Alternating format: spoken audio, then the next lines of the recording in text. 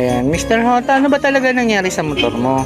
Ito po, yung motor ko po, sa totoo lang, kaya ako naglakad at papawis din. Kaya makatipid na rin ho sa gasolina. Ayun. Marami kasing nagtatanong, bakit daw naglalakad ka na lang? Andiyan po sa palengke yung motor ko. Gusto ko rin ho magpapawis kasi masakit na ho ang katawan ko sa kamong motor. Tag-tag po.